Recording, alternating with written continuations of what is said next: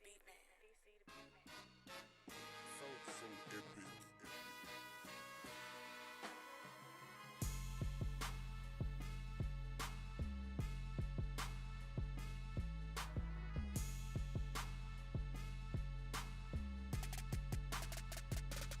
For me, no, What's up, everybody? It's your favorite show, Get a Bucket. I'm your host, Trey Duke. I hope you're all having a wonderful, wonderful day. As you can see, we got my man Byron over here, Sharper, and Reese, who might be a preacher. Oh, I'm hot. No AC. I'm sweating. I got my rag. Pentecostal. You see the water bottle? I'm here. Praise him. I'm here. Hey. You just finished baptizing some folks. We understand. Come on now. Yeah, I got you. And I peeped the Celtics. Well, it's not Celtics green, but it's green. Come on so, now. You know. So William Mary. I meant the rag. I'm in the rag, but you know the shirt too. Mm-hmm. But now, fellas, how's everybody doing? Y'all good? Y'all good? Solid. Got anything planned? Happy Friday. You said what? Anything planned? Anything planned for the weekend? Nah. Chilling. Relaxing, man. Okay. You know, just trying to reset. Waiting for KD to get traded. We will talk about that later. But you know, if you ain't got nothing to do, you know, feel free to watch the WNBA. See that plug I just did there, you know, something like. And then also, you know, summer league. It's not bad. Summer league's not bad. But definitely my game win streak. Shout out to my guys. I don't know what the Lakers are doing. The Wizards about to trade Johnny Davis. This is the Wizards about to trade Johnny Davis. That's tough. Y'all just drafted him too. Tommy Shepard said he want dogs. He looked like a chihuahua. That's wild. So I would think, you know what I'm saying, you would like your young stars, but I understand like maybe he's not performing. You know, there might be a lot of pressure. On, like, for example, one person that I know in particular, Orlando Brown. He was an actual star on his basketball team, and that's a Raven. So I figure, you know, the pressure that you see now, maybe like that resulted from that. I'm assuming now, but like he's had a lot of mental issues. I kind of want to just tap on that right quick, fellas. And I understand like he said some things that might have been a little funny, right? So we.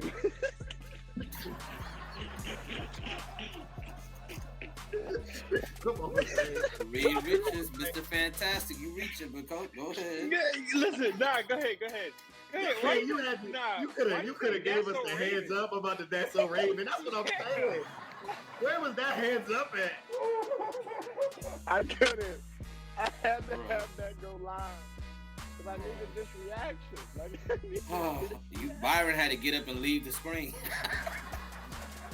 Because we over here trying to be respectful. Yeah, like you said, that's so Raven. I'm like, dang, this man He really had me though. I ain't gonna lie. I looked up because he told me he was like, yeah, Orlando Brown used to hoop. I looked it up. It's only the That's So Raven pictures. That's the only thing I could find. Bro, I was thinking maybe he played AAU or something on the side, and I'm like, wait, That's So Raven. Where we going with this? I couldn't find. I mean, maybe he hooped in middle school or something like that. But I wanted to give a reference. I'm a TV fan. I'm a TV head, right? So, you know, I just wanted to give that plug in there. But I did see that, you know, he's in the limelight again. And, like, I don't want to bash him too much, as everyone usually has done. And, again, he said some outlandish things and stuff like that. But I think, you know, drug addiction and mental health issues, that's something that, you know, you do kind of want to focus on. And Byron, let's start with you. Did you have anything you wanted to speak on the matter, or even if you like know someone personally who's dealing with, I guess, drug addiction or mental health issues? And you don't have to get into like anything too specific or drop names or that. I'm just saying in general. No, it's all right. I know some people who struggle with some mental illnesses and things like that. What I would say is, I mean, it's very serious. It's a very serious thing. It's a very serious issue. Actually, they're actually releasing a new emergency number for mental health. I believe it's 988 or 998. I forgot what it is. I know that's coming out soon. To actually call. Oh, 988, yeah.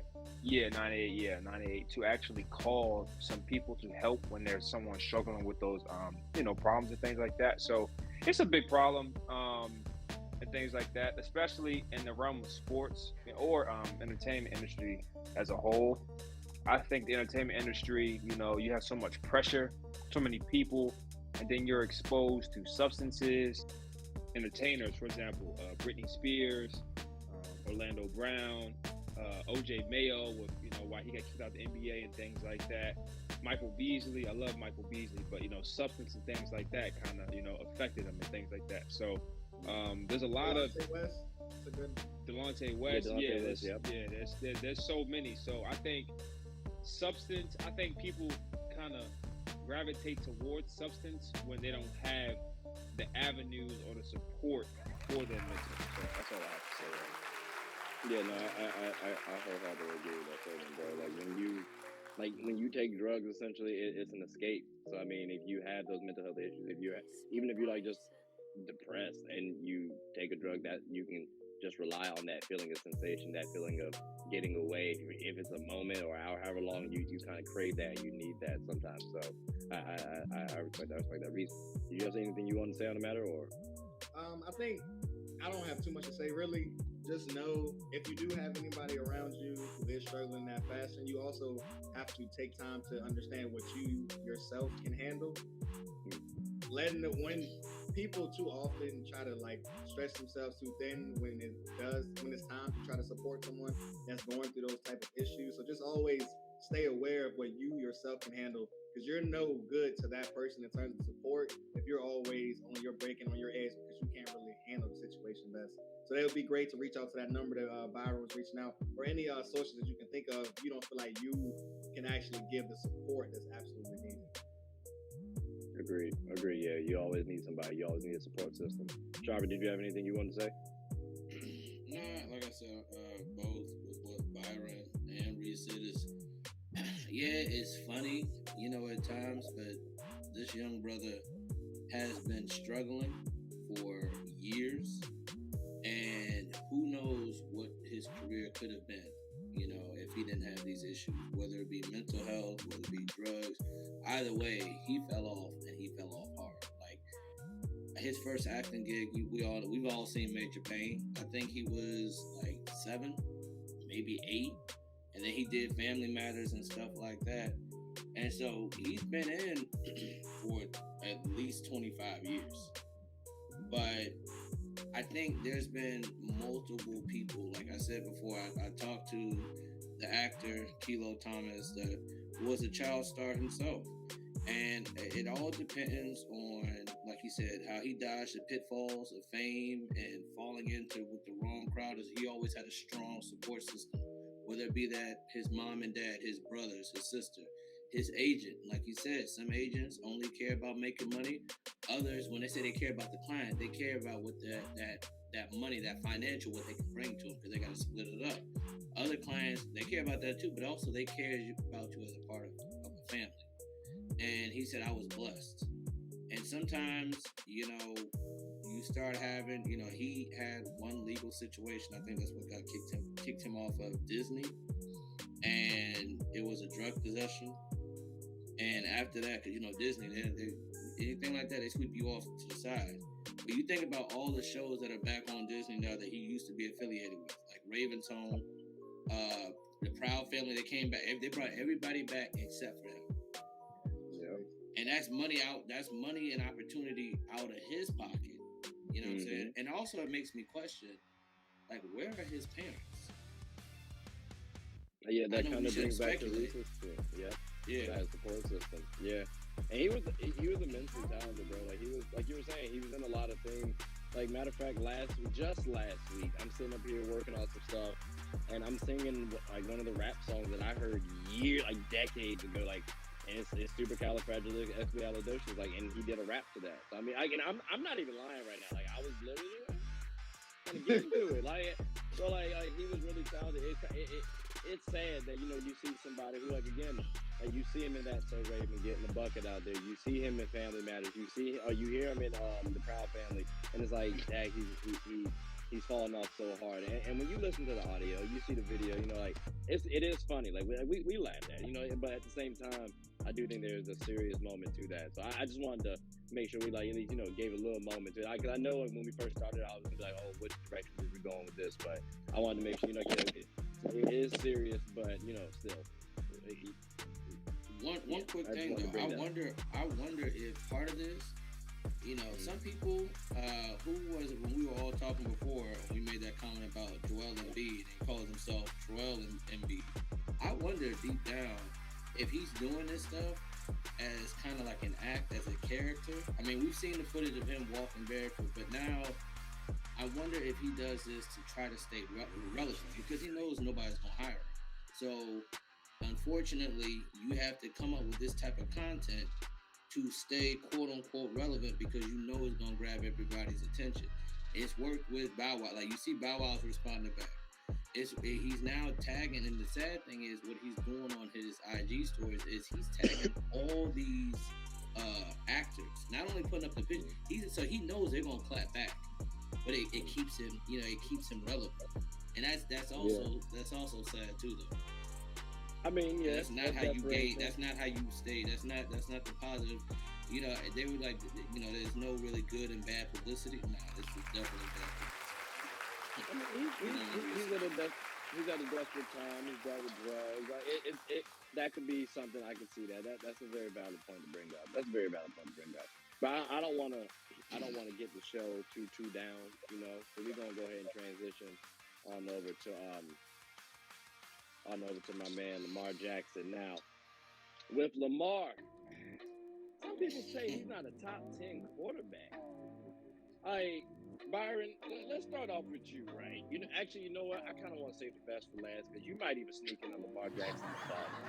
So let's keep you on Paul for last, right? Because he's wild. If y'all watched one of the episodes, he said Chris Webber. I'm not gonna get into it though. I'm just saying he did say that. So Chris, if you watch Numbers it's live. Him again. Chris Webber's a bum. So then we can use that for Lamar Jackson. That's tough, sharper, real quick. Lamar Jackson's not top 10? No, he's a top 10 quarterback? No, he's a top 10. Okay, now is that any bias because your Commanders are trash? You just got to rock with them because they're the closest team. Is there any bias because of that, or you genuinely think he's a top 10 quarterback? Okay, no shade early. No shade though. I said no. I got you. No, of course. No, he's definitely a top 10 quarterback. I mean, is he your idealistic pocket quarterback like a Peyton Manning or a Tom Brady? Hell no. Nah. He is the second coming of Michael Vick. People could say that, when Michael Vick was playing with the Falcons, he was deemed a top 10 quarterback, so what's the difference? In my opinion, he's a top 10 quarterback. And the fact that they build a system around him, that's fine. You know what I'm saying? You got to do with, if it ain't broke, don't fix it. So the offense is tailor-made for him. And they average about 10 to 11 wins a season. That's not bad.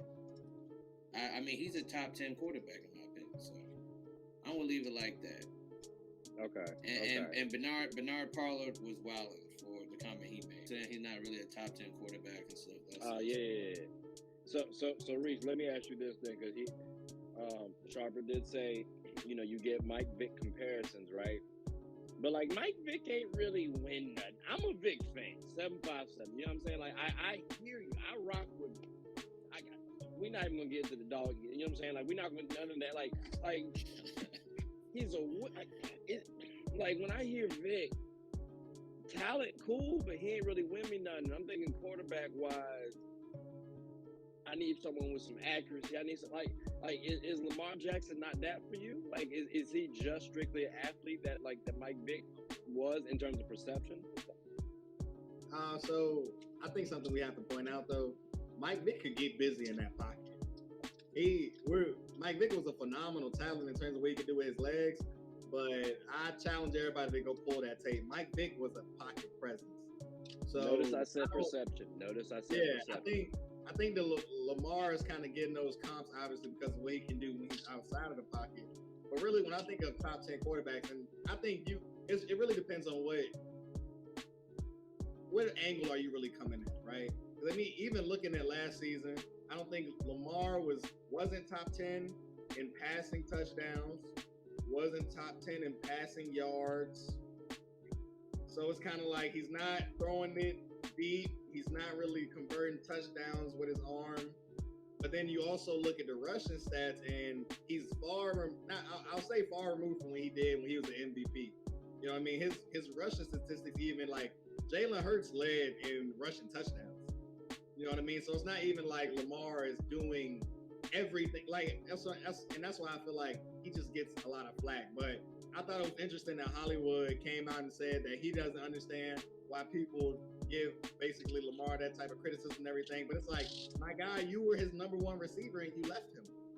You know what I mean? So it's kind of like, what is the public really supposed to think about when they say number one or any top threats aren't going to go to Baltimore, because they know really all they're going to do is run the ball heavy, or it's going to be a Lamar show in that sense. Most wide receivers want to catch the ball. Shannon Sharp said it today on Undisputed. He said he wouldn't go to the Ravens because he want to catch the ball. Period. You know what I mean? So I'm not discrediting Lamar in any way, not saying he's not a top 10 talent at the quarterback position, but I do think the question marks are there for a reason. All it will take is for him answering those questions. You know what I mean? Okay. All we will have to do is give people a consistency in terms of deep ball, pocket presence, and what can people say at that point? And when you are that high up in terms of the tiers of quarterbacks and winning and kind of on that dance with Patrick Mahomes in terms of that comparison, and Pat already getting a Super Bowl and their record kind of being what it is between each other, it's kind of like all of the criticism, in my opinion, is fair. And I'll end it with that. Okay. Now, Byron, like I said, you got to save the best for last. And this one, again, people, he might sneak in a Lamar Jackson with a bum. Like, he might even say ass. We don't know. But, no. Okay, listen. The Bible says be slow to speak, quick to listen, and slow to anger, okay? So let me tell you something. All of what y'all said is bad. Sharper, I'm on your side. Reese, no. Number one, Lamar Jackson didn't play pretty much the latter half of the season because they were putting him on rest because the Ravens weren't going anywhere. So you can't look at his numbers from that perspective on this past season. That's number one. But also number two, when the game was on the line multiple times, Lamar Jackson led his team to victory passing the football this past season, including beating Mahomes in a shootout, okay? So when people say, Lamar can't pass or he's not consistent, that's not true.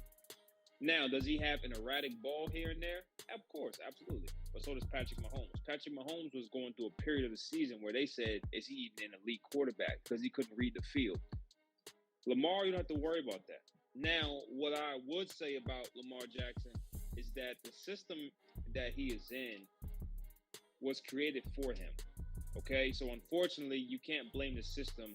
You can't blame Lamar because the Ravens handcrafted that system to fit the best play style in which they think he can play in. Personally, for me, I believe he could actually fit a more passing-oriented system because he's a very intelligent player. He's often going to make the right decision. He's often going to make the right read, and he's going to put you in a position to win the game.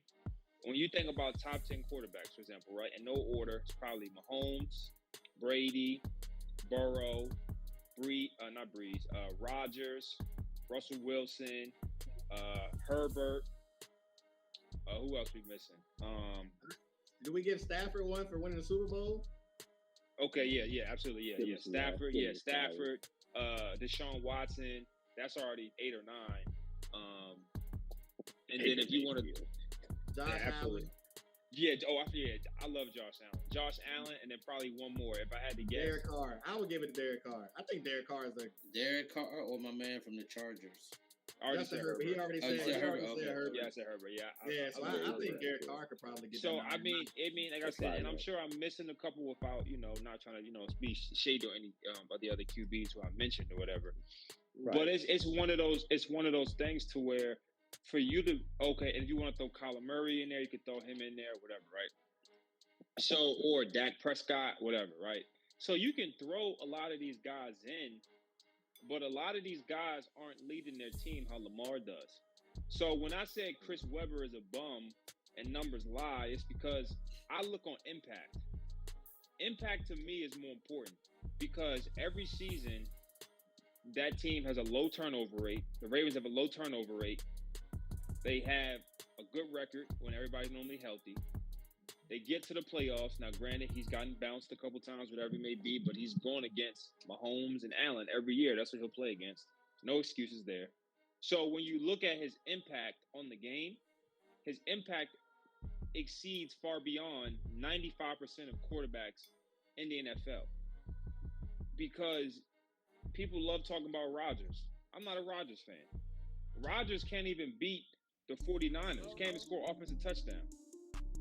But they say he's a top 3 quarterback. He won MVP but couldn't score an offensive touchdown. How does that make sense? So for me, when people say Lamar is not a pocket passer, it's because the system isn't set up for him to do that. I think what they need to do, a fair evaluation for Lamar, will be to put him in a drop back offense or even an RPO offense or some sort of, play action read offense to where he can actually make those throws when it counts. Most of their passing offense is set up between the tight ends. Yeah.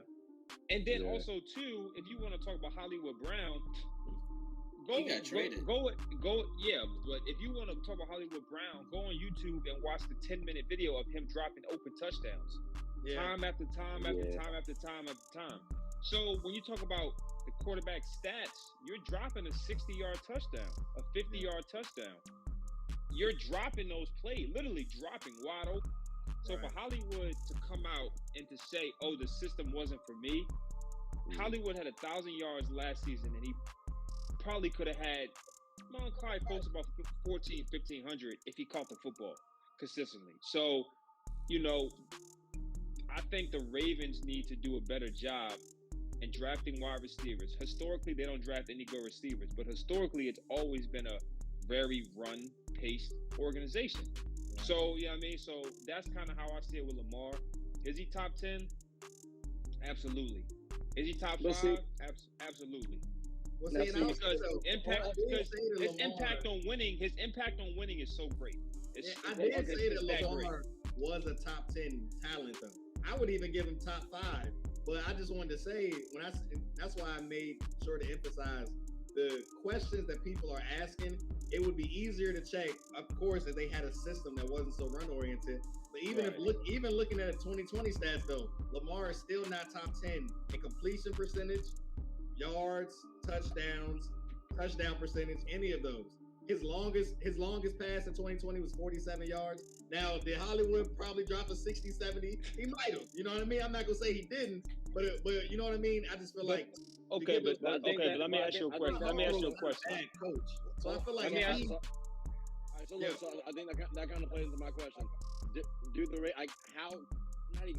Should the Ravens just try to go for more wide receivers now? I know you guys said draft them, but I heard somebody say that wide receivers don't want to go play for Lamar Jackson. And again, it's like you guys say the play style, but I agree with you, Byron. I think if you just put him in a regular play style and let him run in that open space, you can get a lot for that, and he can throw.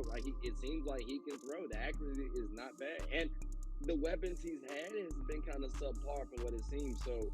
Especially compared to Josh Allen and Mahomes, though. I mean, I'll definitely say they've had better weapons. I think if you give Tyreek Hill to Lamar Jackson, that's a different animal. Byron, what's your take on that? On a Tyreek. Well, Lamar has a talented arm. I think people saying he's not a good pocket passer. I'm not saying you all, but people say he can't throw consistently. I don't think he consistently gets the opportunity to do so.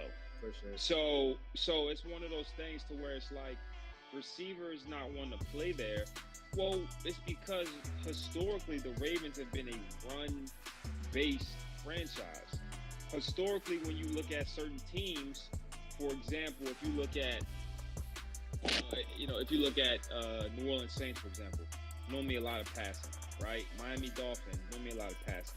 So there's certain organizations who or the Colts. I mean, a lot of offense, right? So a lot of these organizations are structured in certain ways. Even the Raiders, a lot of heavy offense, shiny players. So when you look at that, it's a cultural thing. And I think for the Ravens is that they still have the same upper management from when they won Super Bowls in 2000 with Ozzie Newsome and things like that. So that culture is matriculating down to the rest of the staff on how they want to play football. So you can sit there and blame Lamar, and I heard what Shannon Sharp said today too on he wants to catch the football, and he's not wrong. But historically, the Ravens have never had a top receiver. The best receiver is Derek Mason. Lamar is basically taking all the flack on behalf of the organization. And because he's so talented with his run game in a run-heavy offense as being the quarterback, that's why all of the eyes are on him. Absolutely. Okay. I would definitely, I don't disagree with that. Going back off what Byron said, if you think about it, and Shannon Sharp, I feel like the team that he played with the Ravens when they won the Super Bowl, like Byron, how did they win? Running the ball and their defense. The defense and running the ball. It was controlling the clock and running the ball. That wasn't Sharp. That wasn't big play. Trent Dilfer wasn't throwing nothing. He couldn't. Like they were only putting up 14. Maybe I think they only scored 21 points, maybe like 7 times that whole season. Yeah. They were just beating. They were shutting people out. Yeah. And really, the only Joe Flacco, when they won their second one, they had a mix of Ray Rice. My former teammate had a plug in there. Jacoby Jones, he had a kickoff return for a touchdown, and he had a deep pass but that was it. Like, really, they weren't throwing it all over the place. Right. But the really outside of Shannon Sharp, everybody knows Shannon Sharp for Denver, but the only tight end that people really remember the Ravens having is Todd Heap. That's where, when did Todd Heap retire? Like 8, 9, 10 years ago? Like, he retired a minute ago. Yeah. And so Mark Andrews is weird because, and I understand why Hollywood got upset. Yeah, Hollywood got upset because he saw what his peers were getting paid, and he knew his contract was coming up next season. Well, like what y'all said, one, the drops, and two, I feel like that comment that he made about how the system wasn't really for him, bro. That's your homeboy. That's your boy. Like, both of y'all from the same area in Florida. That's your homeboy. The reason why they weren't gonna pay you that big money is because you got drops. Don't say that the system failed you when actually you had your time to shine and you dropped passes. They're not gonna pay you like a top 10, top 15 wide receiver if you dropping passes. Hollywood, so you got traded. Consistent chance to catch the ball. But also, and then the Ravens traded. They knew they weren't gonna pay him, so they should have. But see, I look at a Flacco year where he had a Anquan Bolden, Torrey Smith. Like, how come they can't get Lamar Jackson help like that? Like, how come wide receivers like that can't go to the Ravens? Like, they can't find those type of players. I think he hit it on the head, though. I think everybody knows what the Ravens are about at this point. Yeah, I don't think it's a Lamar thing. If you, like I said, if you look at the history, I'm from Baltimore. If you look at the history of the Baltimore Ravens, our best receiver was an old Anquan Bolden, maybe Mark Clayton for a little bit, or old Wash Derek Mason. You know what I mean? Like, if you really sit there and think about how some of these other organizations have these top tier wideouts, there's really no top tier wideout that ever played in Baltimore. So, and the Ravens have been there, I think, since '96 or '98. So if you think about it, in the last 24 years, I don't even know if a receiver's made the Pro Bowl. To be honest, and Lamar hasn't been there for 25 years. He's not Tom Brady. So when you look at it, it's not a Lamar thing. Like, it's a Baltimore thing. So that's how I look at it. So can Lamar Jackson not say, "Hey guys, I need these guys here on my team. Like, make that happen. Like, I need these wide receivers." I know to piggyback off of that question, Trey, because I know it's kind of like all of these conversations are coming around, right? Because he's waiting for a contract. He's waiting for Penn to hit paper. You know what I mean? And the Ravens are kind of holding out on him. So, I mean, I'm sure we're trying to move on to the next topic in a minute. But even if y'all can give me a yes or no, do y'all think Lamar should take his talents elsewhere? Like, do y'all think that the Ravens will ever give him the opportunity to show that, hey, I'm a quarterback? Like, he's already proven that, obviously. He should never have been a receiver or running back. He's proven that he's a quarterback up until this point. But do you think to take that next step and that next level, in the media's eyes and the common person's eyes, can he do that in Baltimore? They need to re-image themselves as an organization. If they don't re-image themselves as an organization, if I'm Lamar Jackson, I'll play this season because he likes to compete. Yeah. If you know what I mean, if they don't do that, I think he should go into a system in which he has full control of certain factors. I think the Ravens' offense is too vanilla, and that's why when they get to the playoffs, they get shut down every time because it's too vanilla. So we played 17 games of running the football. Now it's time to pass. I was in the same situation when I was in college to where I would warn my coaches, running the football against this team is cool. This team is bad. What happens when we need to pass the ball? And it's time to pass the ball. QBs and wideouts are not on rhythm because we don't have that game time experience. We only have practice experience passing the football on routes on air or 7-on-7. So Lamar is at fault for some things because, he could be more consistent in the opportunities that he has. But overall, I think if they don't change the offense. Yeah, nobody's perfect. So if I were him, I would leave. The league in interceptions. Okay. And won a Super Bowl. If I were him, I would leave. He led the league in interceptions and won a Super Bowl. I would leave. I would leave if there's like the right opportunity. Now I haven't studied like his situation in terms of like where he could best go, but like if I'm him too, I also know that the Ravens are going to Miami. Money, so if I'm going to Miami. I'm about to say I was going to wait for Sharper to go. But Tua, they ready for Tua to go. I'm going to Miami. If I'm him, I'm going to Miami. Jalen Waddle and Tyreek, I'm going to Miami. And Gesicki, right? That may have to be another video then. Sharper, what you got? Should Lamar Jackson leave or stay? No, I think so. Here's the thing. I agree with Byron about how maybe him being from Baltimore and having knowledge of that city and that team. I feel like Baltimore is also, the Ravens are one of the few stable organizations within the NFL. Them, the Patriots, certain teams that they're kind of almost like the Spurs, almost like when you don't have a lot of overturn. Ozzie Newsome stepped down, he retired.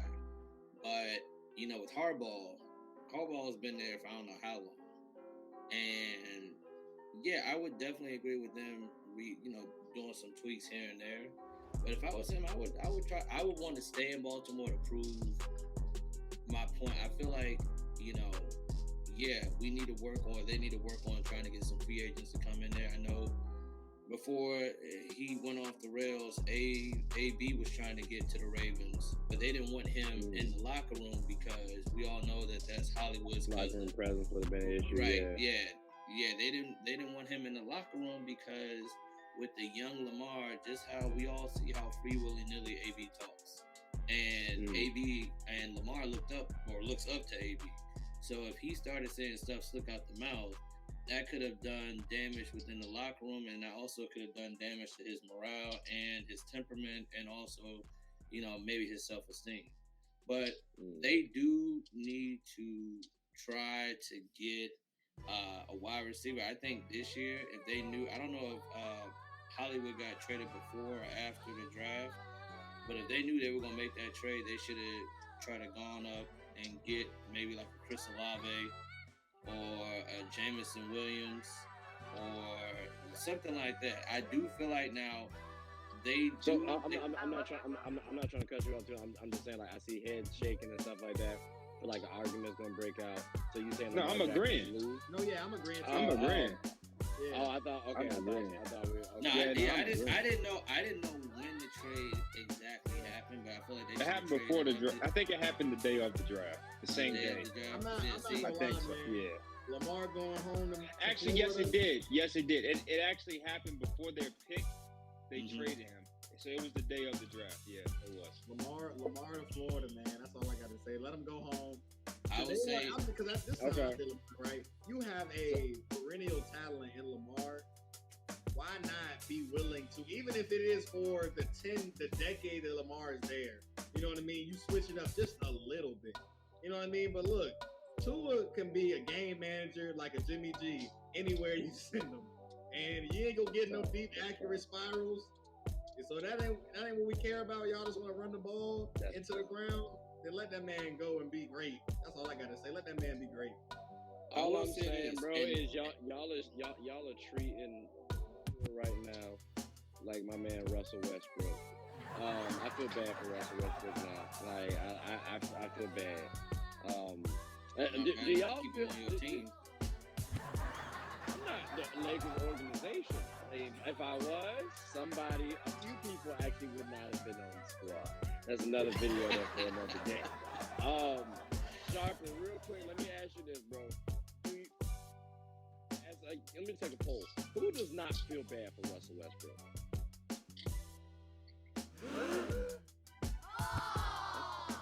Two in the possible. All right, bet. We playing space today. Sharper, let's start with you then. Why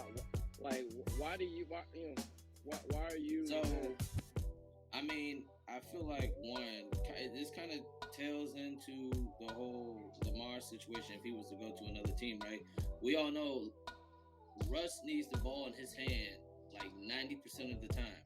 You are playing with one of the greatest players of all time. Now, yeah, you already did that with KD, but KD doesn't handle the ball as much as LeBron does. LeBron is a point forward, and I feel like the reason why he excelled here with the Wizards, with us, was because Bradley Beal, he doesn't have the best, like he has handles, but he doesn't have the best handles. He's not as ball dominant. Right, he's not as ball dominant as LeBron is. So Russ could get you 19 and 10 and maybe like 9, 10 rebounds a game, and it was solid. It was working for us here. Okay, go to LA. You're going back home. You're going to your home. You know, he asked the Wizards. The Wizards said, "We'll trade you wherever you want to go." You went to the Lakers. You already playing you're playing for your childhood team, and you're playing under all that pressure. Because like Trey said, y'all are used to winning championships, including in the bubble, but I digress. And you're playing with a point forward. You're playing with a dude who is very ball dominant. And you've never been the greatest shooter. And they don't have many shooters around you. So you're kind of stuck. Like, it's the best of times, it's the worst of times. It's the best because you're back home, you're playing for your childhood team, but it's the worst because you're playing with another player that is as ball dominant as you, and when you can't score without the ball in your hand, and you really don't have a jump shot, you're pretty much limited. So Byron, let me ask you this then, bro. You raised your hand. I want to say you might have even raised it first, so I'm a little nervous right now. But like with that, I feel like feel a little bad for Russ. That Wizards team, right? Like you have Bradley Beal putting up like 31.6 points, and I see Bron give me 30. Like Bron shooting 36% from the three. Like that's not bad. So I mean, do you feel like we just did not handle Russ properly, or like what's your main issue in terms of not feeling bad with Russell Westbrook? Because I feel bad, bro. Okay, this is why. In the games where it was just Westbrook, which was the majority of the season, unfortunately, he could have. Now that Lakers team was terrible. They assembled that roster terribly. Like it was just a bad situation across the board. The reason why I don't really feel bad for Westbrook is because he's been in the league, I believe, since 2009, 2008, right? 2008. Because KD came in 2007, 2008. He came in 2008. Yeah. So Westbrook's been in the league since 2008. 14 years. You had 14 years to work on your game. And the reason why I say that is because you have certain players who came in the league who were specialists, quote unquote. A Steph Curry, a Bradley Beal, even a Devin Booker. These were specialists. Or you look at a very thin Giannis who wasn't very skilled across the board. And he was just super athletic.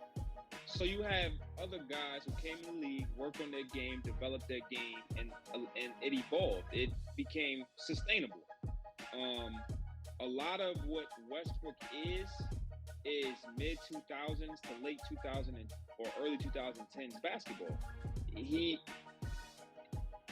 If you don't have a point guard or any player who handles the ball 50 to 60% of the time, high usage rate, and you can't consistently hit a jump shot, you won't go very far. And that's why I don't and that's why I don't feel bad, because you've been in the league for 14 years, making millions of dollars, and you refuse to develop your game in different ways. And then when it's later in your career and what you relied on doesn't work anymore, now it's oh, well, he's an MVP and he averaged triple doubles and, you know, he used to be this. You had 14 years. You had 14 years to develop your game. And you're a 6'3" guard. You're not 7'1", 7'2" like Shaq. You're a 6'3", and you had 14 years and you didn't do it. I don't feel bad for you. I'm sorry. You're making millions of dollars. I can give you that.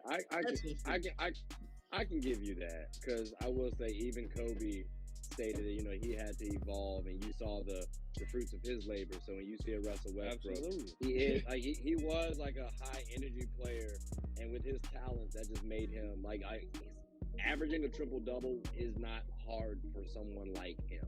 So I mean, he hasn't evolved. He's not that cerebral player. He wasn't a point guard coming out of college. Like, he was a two guard. So I mean, I think kind of learning on the NBA. Plus, you really didn't have a coach for the majority of your NBA career. I'm taking shots at OKC's management right now, by the way. Like, it's just unfortunate. It really is. Like, and I feel bad for bro, because it's like stats wise. I understand you say numbers lie, but like stats wise, he does put up some quality stats.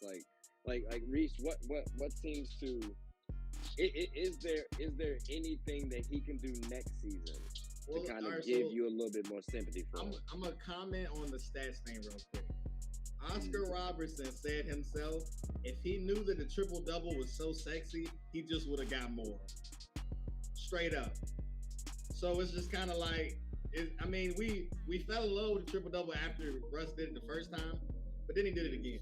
It's kind of like... It got a little oversaturated. I feel you. You know what I mean? And so it's kind of like, and then if we also look at those triple doubles, we're not gonna sit here and really pretend like every time Russ got a triple double, they won the game. That's not. And that's why, and not to cut you off, but that's why I talk about Lamar. It's about impact. If you have all of these stats and it doesn't amount to anything, what does it mean? For sure. It doesn't mean anything. That's why I'm a big Warriors fan. I'm a big Warriors fan, and I know we got a topic on the Warriors, things like that. But Draymond is not talented at all. At all. What? Is he a bum? Defense don't give no defense. He's not a bum, but Chris, never mind. No. Defense isn't a talent. No, what I mean offensive talent. I'm sorry. Offensively, Draymond is a good passer, and he's a hustle man. He just gets in your. He's a glue guy. He's a playmaker, right? He knows how to. The Warriors without Draymond would not be good. I'm gonna be honest with you. They wouldn't be good because he fits what they need. He sets up Curry. He will turn down his own shot to get Curry open, toss from the ball. So when I mean he has no skill, if you put Draymond on a different team, Orlando Magic, he might be coming off the bench. Like, he might be coming off the bench. So that's what I mean by that. But in regards to, impact on the game, that's what I mean. Like, the triple doubles that Westbrook have amounted to literally nothing. Yeah, he's still ringless. I'll say that. And look, to so answer is your there- question, Trey, about like what can change next year, something that is not going to change is the Lakers cap being so top heavy. 130 mil between 3 players. You know what I mean? So they're basically restricted to y'all. You're a part of that fan base. Y'all Unfortunately, I am. Y'all are restricted to MLE and veteran minimum contracts at this point. Or basically if any team in the league wants to bail y'all out and send y'all what y'all need, to be honest. Because that's what it'll be in any situation. Y'all get Buddy Hield, it'll be a bailout. Pacers are just going to be making y'all better. If y'all get Kyrie for the Nets, it'll be a bailout. You know what I mean? Because they'll be taking Russell Westbrook in that situation. And so I just feel like the reason why I do not feel bad about Westbrook is because, like Sharp had alluded to earlier, he knew where he was going to. He was going to LA to play with Bron and Anthony Davis. AD, a guy who may not be on the court the entire time. LeBron, a guy who always shows up to work but needs the ball. We're talking about 2 players, think about it, who are historically top 5 in usage percentage on the same team. It doesn't make sense. You cannot acquire enough shooters in today's league where shooters are being paid. So if I have 3 people taking up 130 mil, Malik Monk did the Lakers a favor. He literally went there on a discount, a humongous discount. And then he pretended like he was going to do it again and then went to Sacramento for the bread. Because let's really be honest, it's all about the dollar and how I'm going to cash these checks at the end of the day. And so I can't feel bad for him because, like Byron has said, his game has been the same his entire career. And so if you're thinking that this will work with Bron, it's no way. There's no way, especially with Bron being the elder. Now, if you switch Westbrook and Bron, okay, I'll give it to you. Because we all know every 2 to 3 years, Bron has another prime situation. Some number is better than the last 3 years somehow. You know what I mean? Right. So if you switch them, maybe instead of Bron going into year 20, Russ is going to, and like, because think about it, year 14 Bron, that was 2016, right? Wait, you said repeat that? No, it was 2018. 2018. Repeat that? 2018, 2017. Yeah, that's what I'm saying. And so 2018. that we think about Cleveland Bron. I'll take Cleveland Bron and Russell Westbrook right now. But I mean, you think about like Trey said, I mean, Bron with 36% from the 3-point line, that's probably really the best you're gonna get out of Bron. I mean, everything is gonna revert to the mean eventually. You know what I mean? He's not gonna wake up one day and have KD's efficiency from the field goal. I mean, from the field goal to 3-point and even the free throw line. You know what I mean? Because think about that too. Russell Westbrook and Bron are not good at shooting free throws. Anthony Davis showed record lows in every shooting category this year. So I mean, obviously Russ could not foresee AD being crap, but you did know what you were walking into and what you were asking for. Now, do I think that was better for him to go? No, I don't think Russ really. I don't think there's a better situation for a Russell Westbrook if the goal of your organization is to win. You look at the last 2 decades of championship teams, aside from Stephen Curry and Chauncey Billups, where is your superstar point guard who's led you to a ring? It's not there. Tony Parker is the only name in between those. In between those two, Steph Curry and Chauncey Billups, Tony Parker is the only point guard to win a Finals MVP in between those two. And we all know TP, hell of a talent, not a superstar though. You know what I mean? So I don't know. If you want to win, I don't think Russell Westbrook or even the point guard position is where you need a superstar. So that's why I don't think no matter where he goes, it's not a. I mean, look at Chris Paul. I mean, I don't know. But I don't think Russ is a superstar though. Like I think when we acquired Russell Westbrook, we thought we were going to get somebody who could essentially take off the burden for LeBron James. So, but they had to. I feel like he's making $47 million and they're playing together. If 47 mil ain't superstar. I mean, so what's Tobias Harris? An all-star then? Like we can't. Okay, so you said he's not a superstar. 30 though. Like to me, no, he's not at all. Stop that. Like Russell Westbrook is a good player, not a superstar. So would you ask? Is the third option over Russell Westbrook? Well, let me put it like this: would you say everybody on that NBA top 75 was a superstar when they were playing? Everybody that was in that top 75 list was a superstar when they were playing. Would you say that? Or would you say that maybe Russ was a superstar and he's slowly coming down? Point in time. I'm talking about point in time. I'm not talking about career. I'm talking about point in time right now, current today. He is not a superstar. 360 was a thing. Like we can act like, I mean, hindsight is 2020 in my opinion. At the end of the day, what he did at the Wizards and what he did at the Rockets was of a superstar's level, based on what Russell Westbrook had been giving you over his career. If Russell Westbrook is not a superstar now, he's never been one. I don't know how else to put it. Byron said it before live. The numbers Russell Westbrook different. But how can we make Buddy a superstar when, like, all right, we say he's not that different. I hear you on having to play with LeBron James. LeBron was injured too. AD was injured as well. And you give me 18.7. Like those to me were DeJounte Murray numbers, which DeJounte Murray is a superstar now. Like, no, DeJounte Murray to me is an all-star. So I give 3 first-round picks. I mean, like 4 years ago, that was the price of a superstar. Rudy Gobert go for now? Superstar? I'm saying no. Listen. I don't even. I hesitate on Rudy Gobert being an all-star. That's just me.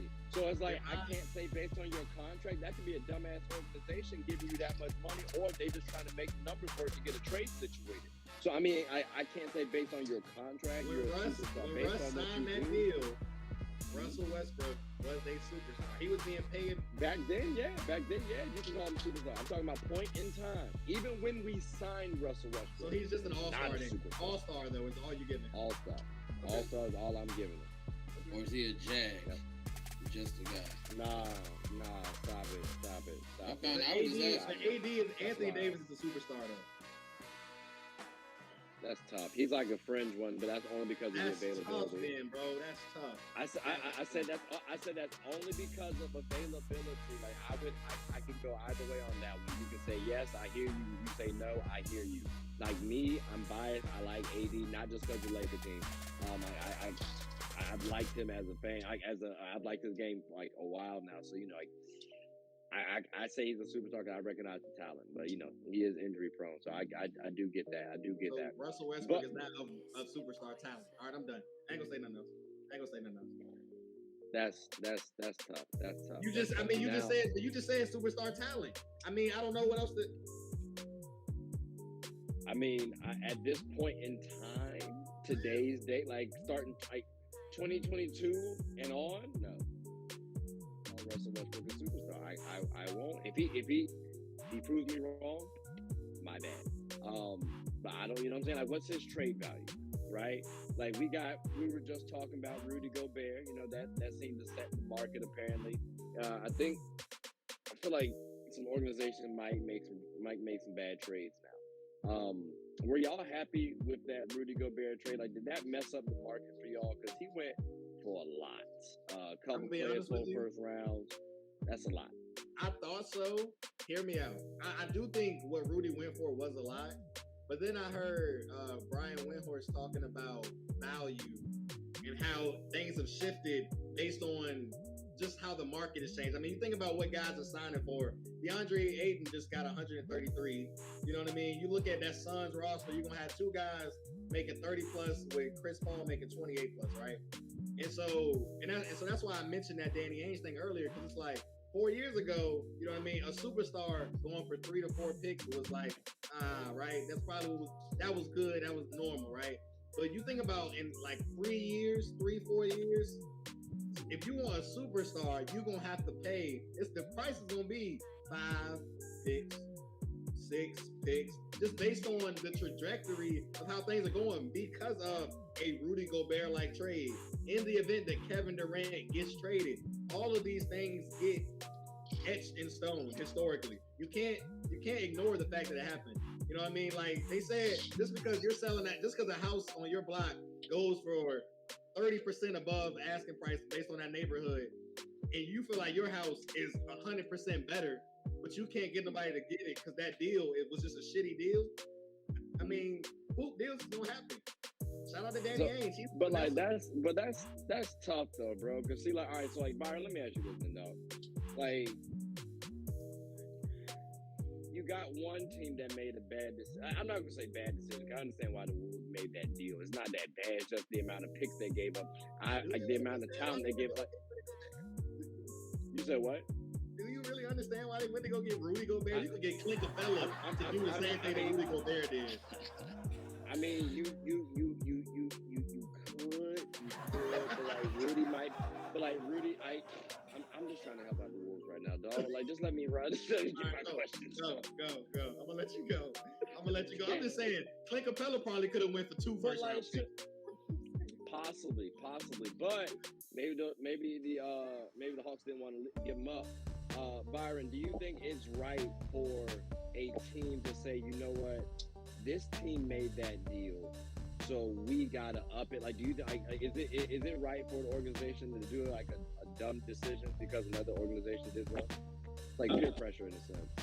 No, I'm honestly gonna go off of what you said earlier, and I think Sharper said this too as well. What it really comes down to is the right organizations make the right moves. So I would say, for example, right, Golden State Warriors probably in the last 30 years have been a good organization. Miami Heat have been a good organization. What's another? Spurs. The Spurs have been a good organization. Even the Dallas Mavericks have been a good organization. So there's so y'all ain't been a good organization. The Lakers get bailed out by talent. That's what I'm saying.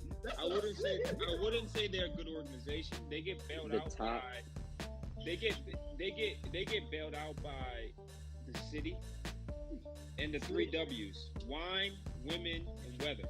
Right? That's why they get bailed out. So not only are we a good organization, but we're a good environment overall. Go ahead. Minus all the pollution. Listen. If you were a good organization, you would have never acquired Russell Westbrook. Never. Or Braun, but I mean, or gave up all that talent for AD. I didn't say as a whole. Yeah. I mean, we have moments. But hold on. So that's why I say, so if I'm other organization, am I going to follow suit? When have the Timberwolves won anything? When have the Knicks won anything? When have the Wizards won anything? Like, so that's shots fired. I'm just being honest. I'm a Warriors fan. We make good moves, and we also train our in-house talent. Look at that. That's disgusting. We know the Warriors since 2009, since Curry got there, have really trained and developed their players. Klay Thompson, Draymond, Jordan Poole, Steph Curry, Kuminga, even Wiggins. Wiggins had a great year, and it's just because he was in the right environment. I'm just being honest. So it's one of those things to where it's like, if I'm an organization, I'm not throwing away my future for a trade. And that goes into the KD thing. I said I'm a little early, but I was about to say, you might as well, hey, look, we here. I'm a little early, but I personally, KD is a great player, right? And I'm not here to jump ship on, trying to push things forward, but I personally wouldn't go trade for KD if I'm a Warriors, because I would have to give up Poole, Kuminga, Wiggins, Wiseman, and probably Moody. Those are 5 players potentially. Yeah. You want me to give up 5 of my players who are under the age of 26, 25? 25, yeah. But do you though? Because the more no, just hear me out though. The more time that goes on, the less his value goes now. Like, let's say next year, maybe upward. You think so? So like in 2 seasons, you mean tell me so they're gonna ask for the exact same price? Okay, but are you? We're not talking just like we weren't talking about Russell Westbrook 4 years. We're not talking about KD's value in 2 years. We're talking about KD right now. But Even next but that's year. but that's why I say if you wait a little bit, and I was thinking next year. If you wait till next year, maybe you don't have to put in that much, because if you showcase Wiseman's skill set, if you showcase, I'd like to keep Kuminga personally, but all right, well, you got Jordan Poole balling, like you got all this talent, and you bring back a Kevin Durant, and you can keep one of those pieces, or maybe even two, and you give up some more draft picks. Is that not enticing enough to you guys? Like, cause I agree, not giving up all my talent, I'd say no, and I love KD. But if I can keep like two of them, with it being like Kuminga and somebody else, I'm gonna be I honest. might entertain that. I said this the last time we talked about this KD conversation, and Jerry West doubled down for me. You're not gonna get KD back in a trade, no matter what you do. So you have to, as an organization, the Nets front office right now has to legitimately think about their 5-year plan at this point. If you are going to literally allow Kevin Durant to walk with 4 years left, you have Ben Simmons and you have Kyrie for him. I mean, the fact that they are even entertaining this, like, I legitimately think they're not. I think that they're pretending to entertain it, and they're gonna make those guys run it back for a year, and they'll probably get Kyrie moves in a sign and trade next year after he goes. I mean, there is reports. You know what I mean? But I just don't see how it makes sense from a business standpoint. Absolutely. When you have a top 3 value, we're talking gold. You know what I mean? And I'm gonna just trade it for coppers and silver. Your own team bounced them, swept them, like, and you had that top 3 talent. And I understand you didn't have Ben Simmons. I understand you don't. Like, Kyrie's even a little hobbled. Yep. But like, maybe they're thinking that. Let's really talk about it. Like Byron alluded to off of what you and Sharp were saying, right? Good organizations make good decisions. Kyrie and KD got there. The Nets gave them the keys to that Lamborghini and said, crash it into that wall, that wall, that wall, with that wall. You know what I mean? It's just like you don't let your guys go live and say we don't need a coach, then go get a coach that don't have their respect. You don't let your guys say, oh, we don't. I'm gonna have my own practice after this practice. Like, come on, dog. Come on now. That's crazy. That's not guys, so that's one. That's one. I mean, that's Kyrie, but you got to think KD is. KD signed off on Harden. KD signed off on getting LaMarcus Aldridge, Blake Griffin. Like, we're not gonna act like KD is not. I'm not saying KD doesn't take blame. I'm not saying KD doesn't take blame. Yeah, I was just saying on those points though, that's all Kyrie. I personally, like, there is a bit of a difference. Personally, for me, the NBA nowadays, because I gotta go see the NBA nowadays there's so many skilled guys, okay, and the reason why I wouldn't give up. Definitely not Poole, Kuminga, Moody, Wick, none of them. Wiseman, I'm sorry. I would give up Wiseman because we don't really need him. But y'all do. Not for y'all system. Not for y'all. We don't really need Wiseman. We really don't need Wiseman. But outside of that, they're not gonna exchange a 1-for-1. That'd be OD. But but it's like the NBA is so skilled nowadays is that if you look at the best teams and how they're structured, even the Boston Celtics, for example, right? They have a lot of depth and a lot of talent in different areas. And you said even like we're not one of the best teams, but I'm gonna keep going. We just got y'all out of there. But anyways, when it comes down to it, is that the Warriors are so great because they have so much skill, and the best teams have to be structured with players who can create their own shot, make the right plays. Because the Warriors won the championship this past season because they had so much skill. And the NBA is so skilled nowadays is that 1 or 2 players won't get it done. You need guys who can get you probably 15 to 18 off the bench. Maybe 1 or 2 of those guys. You know what I mean? You need guys who can play defense, guys who can, facilitate. Because at the end of the day, the NBA nowadays is not the NBA 10, 15 years ago. You got guys coming off the bench now, like a hero, for example, who's super talented. He's super talented. You know what I mean? And you got guys like Jordan Poole who emerge, super talented, coming off the bench, and they can be stars in different places. But it's like, that's the point though. Everybody nowadays are getting such good training and coaching you know what I mean, in high school, in the G League, and in college nowadays, to where they got so many guys that it's like, I think I heard a stat today is like, I think 90% of people who are drafted in the NBA don't even start, or something like that. Like 90-95% don't even start. That makes sense, though. You know what I'm saying? Like, unless you're a top 3 player, top 5, you may not start. Kuminga was a number 7 overall pick last season and barely played. And when he did play, he was getting 18, 16, you know what I mean, 14, 20. See, look, I will say though, right? I think the Warriors are the legitimate only team in the league that has skill and young skill at that, deep enough in their roster that y'all won't have to tamper with y'all's actual core that just actually won the ring, right? You know what I mean? Like Kuminga didn't play in the finals. You know what I mean? Don't get me wrong. Moody didn't play in the finals. You know what I mean? So it's kind of like, I feel like y'all are the only team that could do it. I don't think y'all should. I'm just Moody saying, dropping 40 in the summer league. Keep him. That's what I'm saying though, right? But think about it, right? When Carmelo went to the Knicks, they talked about this earlier today too. When Carmelo went to the Knicks, they had to trade everything.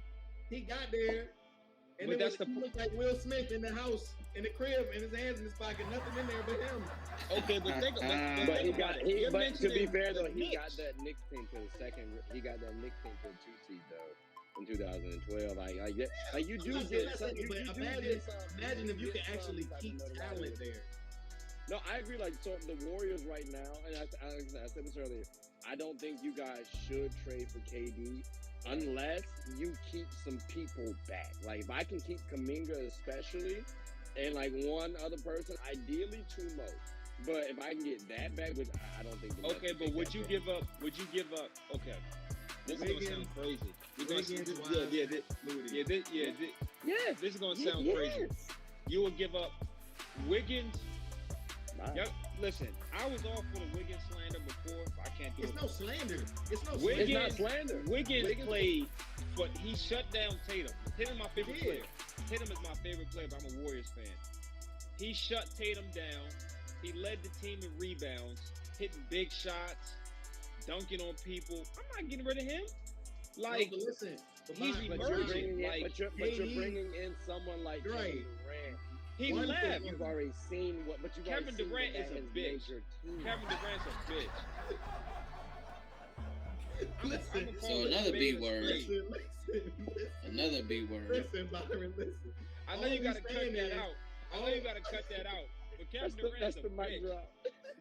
All we are What I want him for? That's What I want him tough. for? Because he Listen, got 2 team all- rings. He left. He left. Listen, You can boomerang his Listen. ass. tell a full Nigga, story. that's like when you leave Draymond being your mama, and the Warriors owner being your grandmama started slandering your shorty. And your shorty said, "I'm not about to be sitting around and keep getting slandered like this, so I'm leaving you. And I'm gonna go over here where they let me do whatever I want to do." And then she like, And that look, look. I ain't really You like went to the street. You went to the streets and realized the streets wasn't for you. Now you want to come back home. No, But you won't be You in ain't support coming of back that here. home either. You won't be in support of that home And either. also, bro, if he goes back to the Warriors, bro, think about it. That's He a will bad forever look, be. He will forever be known as the ring chaser. I mean, I'll and be his honest with you, legacy. though. And I'm glad you asked that, Shark. I was gonna ask, should Like I Kevin said, cut that Durant part want out. to go? Which part? The KD? He's already never gonna be top 10. Who gives it? Who cares if he's a ring chaser? Whoa. Hold on.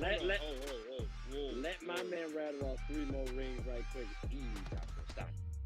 I'm gonna tell you this right now. If you don't think 2. Kevin Durant is top 10, you're delusional. I mean, all right, hold Yeah. on. Yeah, absolutely. Absolutely. That's Absolutely. I was saying as a absolutely. ring Yes. chaser. Absolutely. We know he's not a bus driver. We know he's not a bus driver. Listen. Absolutely. And I really hate to do it like this, right? That's why He- he said. Do you think Bill Russell is a top 10 player? No, he's a Billy Goat. He's a basketball guy. He's a basketball guy. I don't count him in my top 10. I can run my top 10, but look, my point is like when you think about KD, he at this point, say he went back to the Warriors and won 2 more rings. Hell, say he went to the Miami Heat. It doesn't matter and won 2 anymore. more No, it rings. doesn't. It doesn't matter. Yeah, it won't matter. You know what he is? He's he's a prima donna Robert Horry. That's what he is at that point. He's somebody who's just That's a Chris collecting Webber take. rings. Hold on. That's a Chris Webber take. You call Kevin Durant a prima donna Robert Horry? If he goes to another organization where it is established and just plays like I'm gonna be the best player on this team wherever I go, right? Undoubtedly, KD, no matter where KD goes, he will be the best player on the team. But he don't want to be like in the limelight like the best player. He just want to show up. But how can you be the best player and not get the limelight? And Ask Kevin Durant. He's still trying to find out. But you're on the Warriors though. He left. KD is still trying to figure that out, Trey. KD left only because he was trying to prove to everybody, hey, I can go win a ring. Then COVID happened, all that good stuff. James Harden comes over. That's not what happened. We can cut this out. Draymond called him a That's what happened. Just like Byron did. Draymond called that man a to his face and said, "We don't need you. Leave." And so he left. But think about it though. But think about it. It was validated. It was validated. They didn't need him. They had 2 or 3 down years. You know what I'm saying? Like, we don't need him, bro. Yeah, they cheated. That's what I'm saying. The Warriors tanked 2 years and then won a ring. That's all I'm saying. They did. That's how you should do it. But answer me this, man. Riddle me this before I go. Riddle me this. If the Warriors can do it, how come your Lakers can't? Invested in Braun at age 30, whatever the hell he was, 34 years old. It's a bad move. This man. It's a bad move. It's a bad move. I almost cussed out a homeboy in the other episode. This fool had the nerve to say Braun. I say Braun. I give Braun some blame for that, right? A lot of blame for that. And he was like, "Oh, Braun didn't sign the dotted line." He getting emotional. I know exactly who you're talking about. He not late to him. You talking about Ron? Yeah, I'm gonna call him out.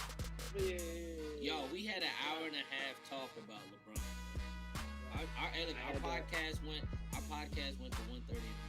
I'm gonna tell you this right now. We can get on LeBron next time, but I'm gonna tell you this right now. LeBron is a cancer. LeBron is a cancer. Oh, hey. So look, Byron. LeBron is a cancer. Now look, just like the last time we was all on, run the list. Braun a cancer. Yeah. Chris Webber's a bum. Chris Webber's a bum. Come on now. Let me start off from the top. Chris Webber's a bum.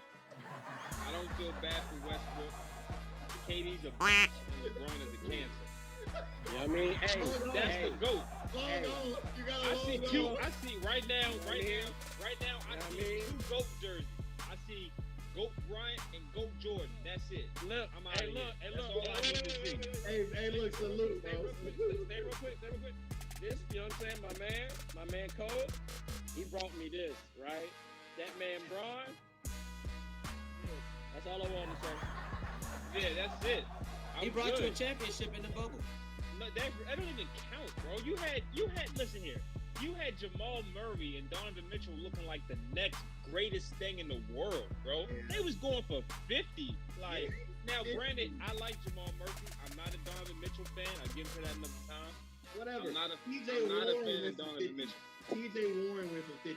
I really think TJ Warren's actually going to be will actually be a good piece for the Nets, though. But I gotta go. He's a good piece. But he's not no damn superstar. He was top 10 in the bubble. He's not going to be 50 again, ever. I gotta go, fellas. It's been a pleasure. I gotta go. Yes, sir.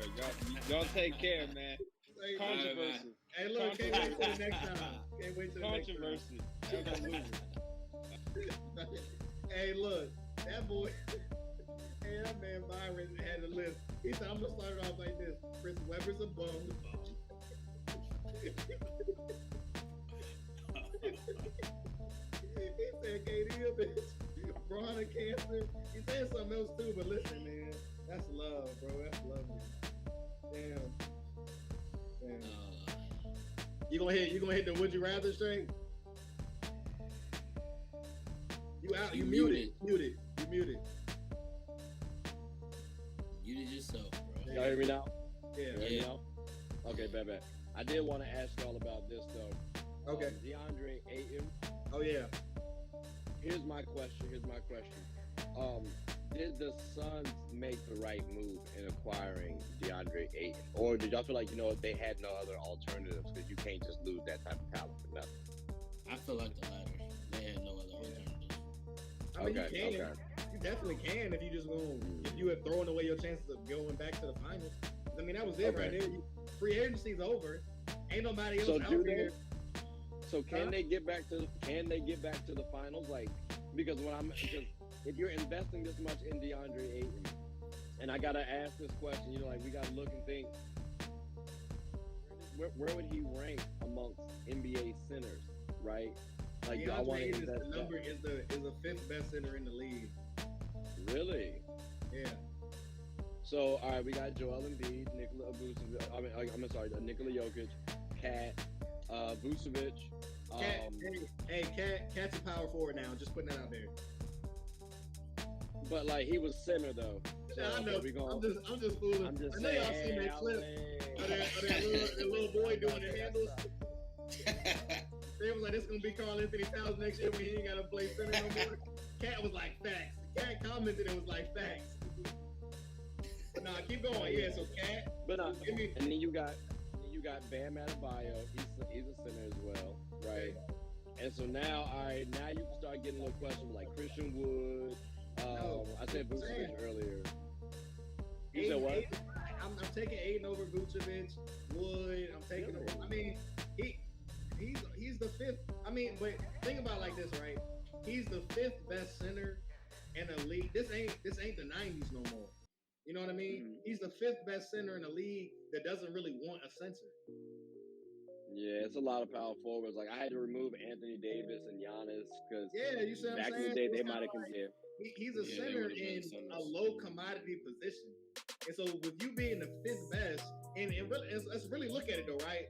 When we talk about Joel Embiid, Nikola Jokic, right? And if they are 1A and 1B of top centers, the gap to the next center is not close. Karl Anthony Towns is nowhere near Jokic and Joel Embiid. And so if the third is that far, third is that far, imagine how far the fifth is. You know what I mean? I mean, think about last year, he averaged 16 and 10. This year, 17 and 10. But see, someone like Christian Wood averages like 18 to 20 points a game, gives me similar rebounds and also blocks and steals. Put Christian Wood He's undersized. with Chris Paul. But I hear you. Put him with Chris Paul and D-Book though, and tell me he can't get me the similar role or similar production that he definitely can. But I'm saying, or even a Vucevic at this current point in time. I'm not talking about trajectory going forward. Vooch can right now. Vooch, that's wild. You saw Vucevic against the Bucks, man. Come on, you saw Vucevic against the Bucks. Vooch still gives you that block game that DeAndre Ayton gives you. Like, he's not the athlete. He's not the athlete, and he can also stretch the floor out a little bit as well too. Trey, but this is what I'm saying, though, right? Right now, we're arguing if Ayton is the fifth or the eighth. You know what I mean? And so it's kind of like when the top three or the top two is all you really care about at that position. I don't really care for the conversation after number 4. You know what I mean? Because it's kind of like, but I personally feel like, though, Ayton has the potential to be better than Karl Anthony Towns, in my opinion, because I think he has better defensive instincts than Cat does. And I also think the way that his game is developing, like, I think Karl Anthony Towns came into the league a stud, bar none. Don't get me wrong, DeAndre Ayton did go number 1. And then you had Trae Young and Luka at 2 and 3 with the swap. But it's kind of like, I don't think the league was necessarily prepared. They were like, the Suns did not know that they were going to be in the finals in like 3 or 4 years, right? You know what I mean? So it's kind of like, it's tough. It's a tough situation. And people didn't talk about it enough, right?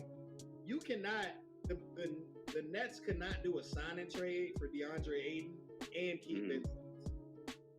You just couldn't. Because of that weird rookie max extension rule. Yeah. So that means they would have to move Ben Simmons. And so at that point, it's kind of like, well, that idea is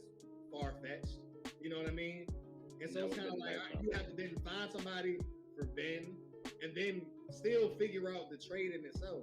But I don't know, man.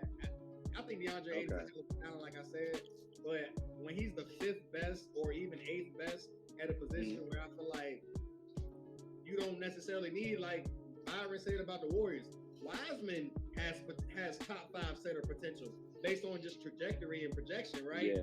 The Warriors who just want a ring don't need a center at all. Right. Okay, like, so let me ask you. Looney and Otto Porter were their centers. Yeah.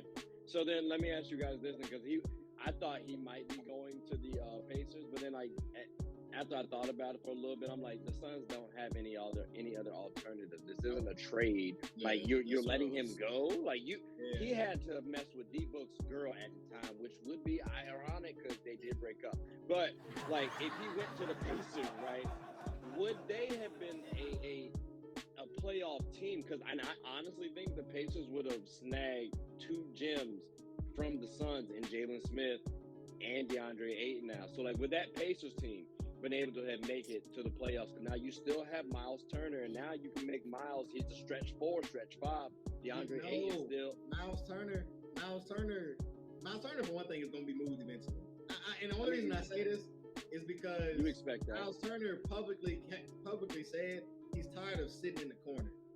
And so that's where you are as a stretch 4. You're going to sit in that corner. You're not really moving to that block ever so often. You know what I mean? Right. And so it's kind of like, I don't know why the Pacers offered him the money. I don't. Okay. I really don't know what. I mean, because that's not true. I think the Pacers could have made that deal, but Miles Turner was not going to be on the team. Okay, so he was going to be gone. He was going to be gone. Yeah, he was going to be gone. Because I mean, okay. You think of DeAndre Ayton at 23. Halliburton is probably what, 22? He's young, like 21, 22, something like so very young. If you sign him on a 4-year deal, all you're looking to is the next 4. Like, what's going to happen in 4 years? Like, their concern would not have been the playoffs next year. They will probably, they had already moved Malcolm Brogdon. They probably were going to come off of Buddy Hield. I mean, DeAndre Ayton and Tyrese were going to be cornerstones for a rebuild or retooling at least. But you have a DeAndre Ayton who just reached the finals 2 years ago, was in the playoffs recently. Then you got a Tyrese Halliburton who's young and promising and looks like he can play pretty well. You got Chris Duarte who's playing nicely, and you still have a Miles Turner plus the pieces around that. I think that retooling word you used was very good, because for me, I don't think they don't have a rebuild situation. It's a retool. Right. So now if I'm retooling well, I can get to that Warriors role where like I'm building depth and I kind of maybe trying to get over the hump. So, but like, what were you gonna ask Sharp? I was gonna ask Sharp. I mean, because you mentioned Ayton just being in the finals, he was also sat in the second half of Game 7. That's true. Yeah, but I mean, Rudy Gobert got sat. What I was gonna say though. So Sharp though, do you think DeAndre Ayton needed a new environment? Like that's what I was gonna ask, because it's like him and Monty, obviously they had something happen where Ayton had to hit the bench. Well, I mean, obviously for him, he went where let's keep it real. He knew that he went for the money grab with Indiana, because he knew Indiana, like you said, retooling, whatever have you. They're bottom tier of the East. I mean, they're above my Wizards, but they're probably like the 9th or 10th best team in the East, possibly. That's so playing. He went for the money grab. Phoenix is like y'all said, just went to the finals 2 years ago, and there really isn't much any other centers out there that they could grab. Like, there's not just 7-footers just growing on trees and that they can pick up. I think, like you said, maybe he wanted to change the scenery, and Phoenix is like, nah, we're gonna match it, because look, we're gonna try to keep our core nucleus together to see what we can do. We've been progressing. We got to the finals 2 years ago. Of course, Chris Paul was a shell of himself. He's getting older and everything. Eventually, they will have to figure out that point guard position once he retires or steps away, whatever have you, or if he wants to go to another squad, maybe the Lakers. But I feel like Phoenix did the right thing. I think DeAndre knew what his worth was. He was trying to secure that bag. So at the end of the day, both the individual and the team did what was best for them.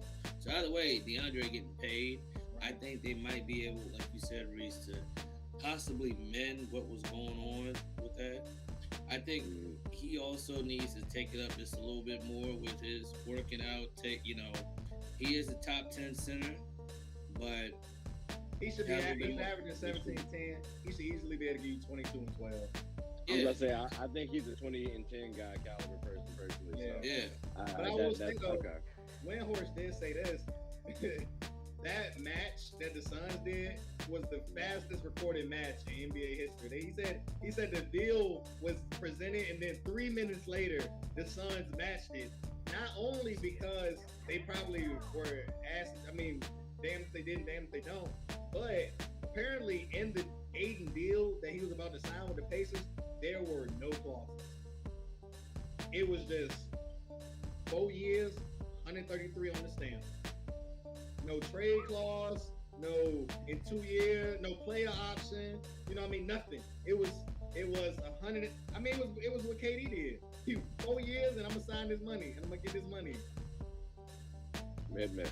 Okay. You know what I mean? So that's why I personally feel like that's why the Suns did not hesitate to match him, because there was nothing. They could move him next year. It would take nothing at that point. Okay. Well, I'm glad I guess the Suns kind of had a would you rather moment, if you will. And I'm telling you, these transitions ain't had bad this episode.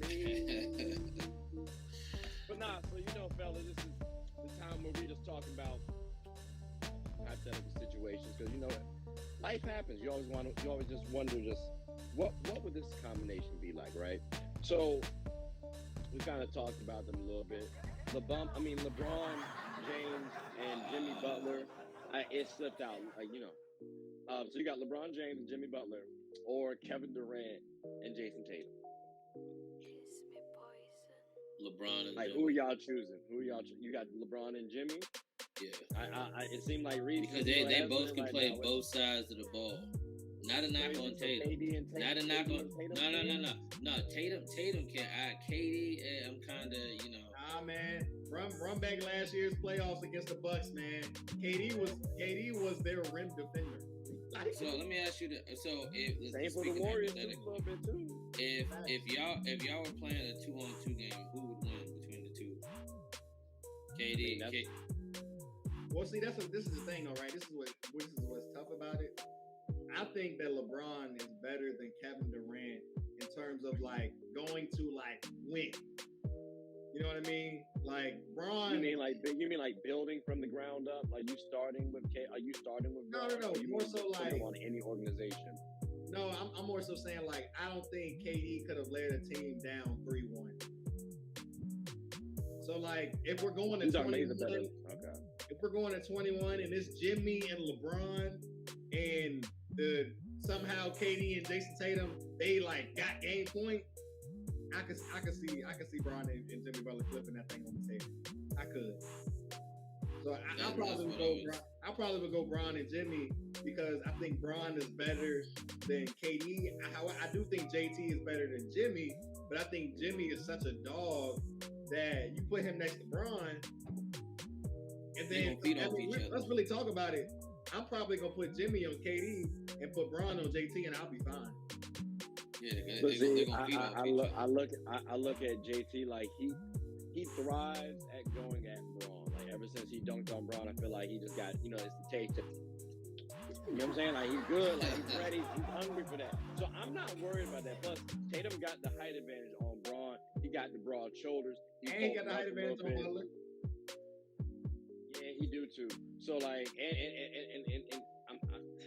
Braun, I don't classify him. He's a defender, but I'm not saying he's gonna lock down Tatum or KD. Now you can say the same for the other two as well. Look, but the offensive against the Spurs, against MVP D Rose, LeBron James sat in a chair. Okay, he was defensive stance in a chair. I hear you. But That's from what I'm saying. In terms of 2000 rising to the moment. I hear you, but from 2012 until 2018, this man Kevin Durant averaged 30 in the finals on LeBron James. So again, when I see what a Jason Tatum did to a KD, and I feel like, all right, offensively, I can get like a legitimate 25 piece from JT, like effectively. That's not too far off from what I would expect from a KD. And then when I saw him do defensively on a Kevin Durant, it was some. Like, injuries happened, you know, he's coming back off that stuff, you know, Kyrie, all that issues. He still went one-on-one against KD and did his thing. So I would personally go KD and Tatum. Like, if we're talking about 2-on-2, I'm going to go KD and Tatum. Now, if you're talking about in a 5-on-5 scenario, I can entertain the whole Braun and Jimmy, because now you're talking about intangibles. Even in a 2-on-2 situation, Jimmy... Like, you put Jimmy on KT, I feel like it is what it is. Braun on KD, it is what it is. But I just don't know if Jason Tatum is there to be, like, on a court with those, like, him included in those four guys, to be like, oh, yeah, like, I think I'm the best player on this court right now. That's the mentality that you would need from Jason Tatum to compete against Jimmy and Braun. I don't know if he has that mentality. I'm the best player on the court right now. I'll give you that. He would have to be that. Because you think about it, we're talking about his two-way ability. He would have to be better than KD, I don't think he has to be. He just has to be better than Jimmy. Like, because you don't have to be better than Braun. I think right now it's KD and Braun in that scenario. You just have to outclass Jimmy. Like, when I was looking at y'all versus the Warriors, if Jaylen Brown was consistently the third best player on y'all team, and I was saying that because I was assuming Jason Tatum was going to be like that and no lower than second. And I'm talking about in the series, like third best in the series for Jason Brown, second best for Jason Tatum. Y'all would have been fine. And I look at it kind of in this manner too, like Jason Tatum would have to outclass Jimmy Butler. Like you said before, you're only as good as your second option, as your second star. Right. So for me, that second star would be Jason Tatum, and he just got to outclass Jimmy. KD and Braun might be a wash. I might even say KD. If you put Braun over KD, I hear you.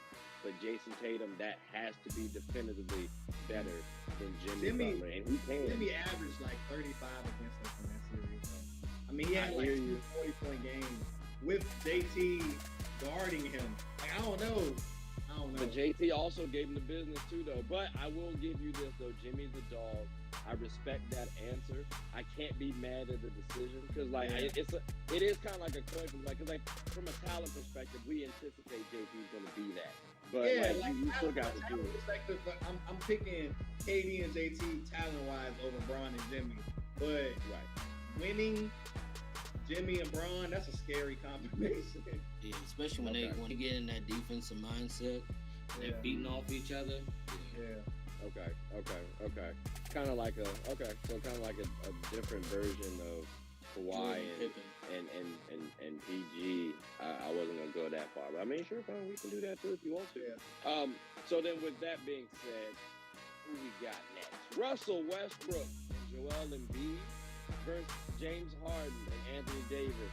And let's not be petty people, okay? Let's not talk about trivial things like playoff woes with injuries. Like, this is a fantasy league where anything is possible, but in a realistic kind of setting still too, though. You know, they still got their skill sets. It's not like Russell Westbrook is shooting threes casually or James Harden is not flopping. So, you know. It's so crazy. I actually don't think Russ pairs well with Embiid or AD because they're not role big men. You don't think Anthony Davis could roll? Yeah, No, it's not can. We're talking about superstar talent. They can, but what I'm saying is like they just don't because but he for did Harden. Rondo during the Pelicans. Yeah, no, I'm saying though, but for Harden though, either one can space the floor. Harden beats out Russ in terms of talent again. Now, I do think Russ has more dog in him than Harden. I think Embiid has more dog in him than AD. But I'm also taking Embiid over AD. That's the thing, though, right? So, I probably will go Russ and Embiid over Harden and AD personally. Okay. Sharp, how do you feel on that? Do you, I mean, you got the Bulls jersey on, so you know Chicago. You might be going with Anthony Davis. That's actually I'm gonna go. I'm gonna go with Harden AD. Got it. Okay. What? I'm gonna go. What was your Harden now? AD. What was your reasoning? Is it because you think Russell I feel Westbrook like, is Westbrook? I mean, yeah, and also, I mean, Harden has a more all-around put-together game. Russ just has one speed. We all know that, just attacking the rim. You let him, if it's like I said, 2-on-2 battle, you let him take those open shots all day because he's not gonna knock them down. Embiid is a decent, occasional 3-point shooter, but he's more physical than AD. But AD can play. He likes to play that stretch forward where AD will pull Embiid out, and AD can knock down those mid-range, those occasional threes here. But he didn't do that this year. Present time, right? Yeah, I was saying he didn't shoot well this year, so I don't know if he's gonna pull Embiid out personally. Like if I see Anthony Davis at the 3-point line, I'm turning around. Like I wasn't that impressed from AD. No, You're talking about I'm AD saying, in the bubble? Ooh, but then you got to change a lot of stuff to get back to that 2020 season. I'm just saying. I'm about to say, I want HC MVP Russ then. If that's the case, give me HC MVP Russell Westbrook then. If we get AD. But Give me 50 against like every team in the league Harden, then I gotta go with that Harden because he gave 50 to everybody. You know what I mean? But yeah, I would take Russ. Okay. So you got Russ Embiid, we got Harden and AD. Fellas, I don't know who I would ultimately. I think maybe Harden and AD, only because, this is just my personal feeling. As a coach, GM, whatever you need, I can fix anything. So any type of woes Harden gonna have, got you, player. We can get you situated. Braun, you can help your ass out too. Like KD, come on at a young thug right quick. Like I'm that confident. So I would roll with the gamble of Harden and AD and Harden gonna be in Magic City and AD gonna be on the stretcher. That's all I'm saying. As long as they can sit up there and get me a chip, I'm cool with it. To handle that in the off season, do all that in the off season. Now I'm gonna make this one. This is the last one. We got 3 people, so we gotta do 3 questions. We got Ja, right? We got Ja Morant, and Jalen Green versus Anthony Simons and Anthony Edwards. Who y'all taking?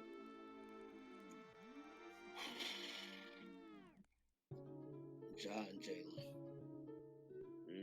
What was your deciding factor, Sharp? I see Reese over there shaking his head. Man, I don't know. The average vertical out of the 4 people is like 44 and a half. Out of all 4, you average a vertical, we had like 45. So I don't know what. And they can all get a bucket easily. I like this question first. That's why it's last. Okay, but I'm getting Anthony Simons that just signed that 4-year deal, who beat the Knicks. Who beat the Knicks on that 20-point comeback, and I don't know, because I have to do Ja versus Jalen Green versus Anthony Simons. All right, keep going, sorry, keep going. I mean, this is tough. I put it like this. The reason why I said Ja got that mentality where he obviously got that dog in him. He's the same person who just said last week that he could have cooked this man right here. Right. In his prime. Anthony Edwards doesn't have the dog in him. I'm not saying no. Anthony Edwards, did you hear that? Anthony Edwards in the playoffs, down 2, said, "I'm gonna go steal that ball on this inbound play." And we're gonna win the game. I'm not taking. I'm not. That's what I'm saying. What happened. I think really what happened was you probably saw him go up against Bo Cruz, and you was like, "Nah, he not hitting no more." That's probably what it was. Now go ahead, No, you good. I mean, obviously Anthony Edwards, he is a dog as well, but I I would push my chips in for Ja. Okay. So, Okay. See, So I gotta go Anthony and Ant, and my only counter is Sharp put all of his chips in the middle of the table on Ja and said nothing about Jalen Green. I personally feel like Ant and Ja we cancel each other out.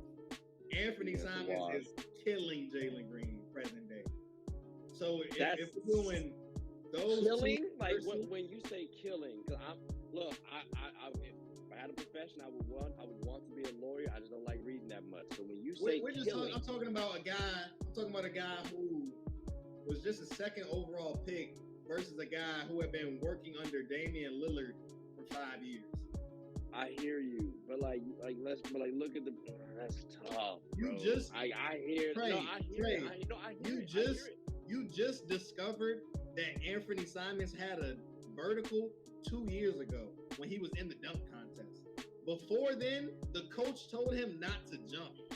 Nobody knew that he could jump. I liked Buddy 2 years ago though. Like I not Jalen Green like though, but like I thought he could be a quality little piece for the Blazers. I still think that. Like killing though, that's tough. We talked about Jalen Green destroying the Lakers a couple weeks ago, and like, hey, if you were a guard, you destroyed the Lakers. If you were a guard, trust me, I know. I bet the over on assists and points on every guard who ever played y'all, and I won. I'm telling you that's tough. See, okay, I mean, y'all had Russell Westbrook and who to guard him, so it's kind of like. Avery Bradley. Yeah, exactly. Come on. Hey, Avery can defend. Let's not do that. You know Avery. You know his resume. I know. Jaylen Brown had to come off the bench for Avery. Shout out to Danny Ainge. Hey, back then Avery was averaging 20. But he could have done it as the sixth man. All right, we'll talk about that. But I gotta go, bro. Ja and Jalen Green, because I will say, as of right now, point in time, I think Ja is a little bit better than Ant. But Jalen Green, 6'6". Anthony Simons, like 6'3", 6'4". Like, he gives you a little bit more height. He can shoot the ball. He's athletic. He can score. The only thing I might hear you on is, okay, maybe Anthony Simons is a better defender. But, like, can you definitively state that? Like, if I go look at the defensive ratings right now, what would they be? I haven't looked. I'm just asking. Like that would be intriguing. So, like, for me, based off the potential, based off what I've seen, I know Anthony's a bucket. Trust me, like Anthony, I rock with you like long way. But with Jalen Green, Ja Morant, I think that pairing does work a little bit better. I think Ja's a better playmaker than Anthony Simons, and then I think Jalen Green's a better shooter, not better scorer, but like a better shooter than Ant. Or maybe that might be a little biased too, because Jalen just shoots up a lot of threes. But either way, I think that pairing would work a little bit better. That's what I'm saying, though. I don't know. I think Anthony Simons is a better scorer and playmaker than Jalen Green. Present day, like, if you ask me this same question in 2 years, I probably will go Ja and Jalen Green, because Jalen Green will have more experience. I'm nodding Anthony Simons and Ant, I guess, based on Anthony's experience over Jalen Green. He's just seen more. I got you. Yeah. I get you. I mean, look, both of these duos would be great. Like, I'm not gonna lie to you. Yeah. I don't like the guard pairing. Like CJ and Dame, nice to watch, but it's not gonna win you anything. So I think with Anthony Simons and Ant, maybe you could win something, depending on who you get. But with Ja and Jalen Green, that could win me a chip. Like, well, I mean, that kind of goes back to what we talked about earlier with the KD, JT versus LeBron and Jimmy. We're talking talent. I mean, Ja and Jalen Green both went number 2 in their draft. Yeah. Anthony Simons was a second round pick. Yeah. You know what I mean? So it's kind of like, Ant obviously went 2 or 3, I think. Yeah, he went 3 because LaMelo and Wiseman went before him. But or maybe he went 2.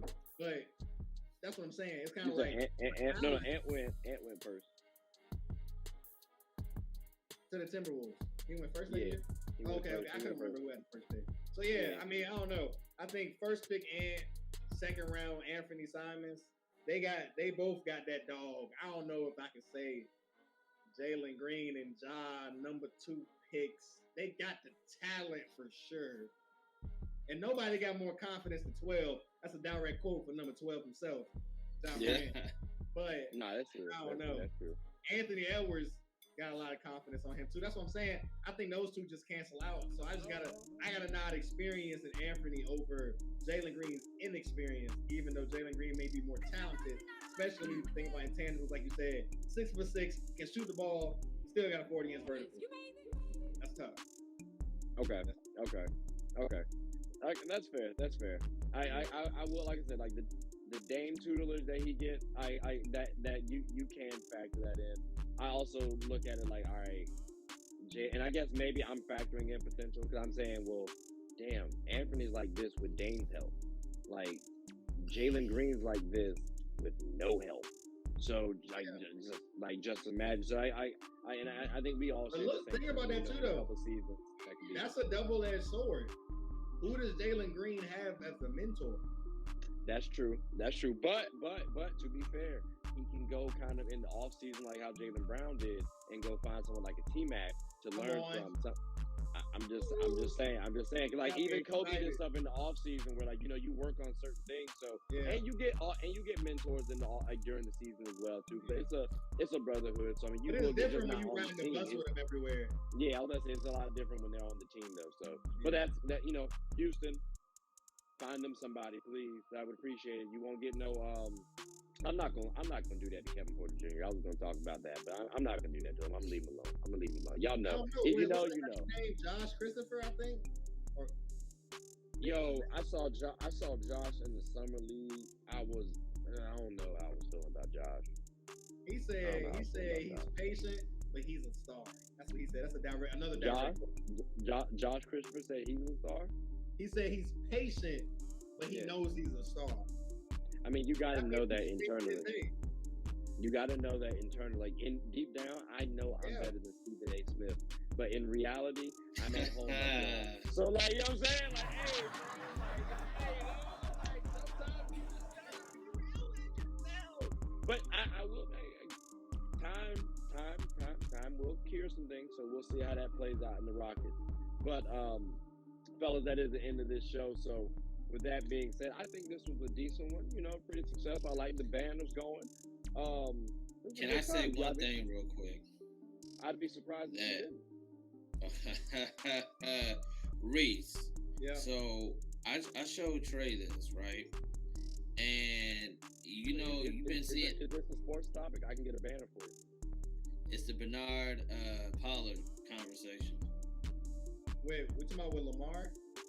Yeah, with Lamar. Did you see the comments he was making? He was I saw the whole back and forth. I did you see, bro? Did you see, like, when he said, bro, the only reason why he's like, bro, I forgot you played for Kansas City. This is the most, bro. Yeah. And then like, first of all, why are you doing? Somebody on Twitter dropped a picture of Bernard doing the split during like the whole Hard Knocks jump and was like, this the dude you arguing with right now. And Lamar absolutely commented on that with a lot of laughing emojis. Bro, this is I don't know how they gonna resolve it. This is a joint. Why you up here dropping it like bro, what is you doing? Where is that okay in the locker room? Like, my boy, like, he was like, yeah, this is where we dance where I'm from. I'm like, yeah. Bro, the comments though had me. I mean, hey, it is 20. Ain't no hey. Find that clip of Bernard. Let that be the ending clip. Let him dancing off be the ending clip of this show, please, bro. I was in tears. I got you. Like, if you can, bro, because hold on, hey sharp, hold on, let me do this real quick. All right, y'all. Well, that's all we had. Appreciate y'all boys for showing up. And tune in next time. All right. Have a good one. Take care.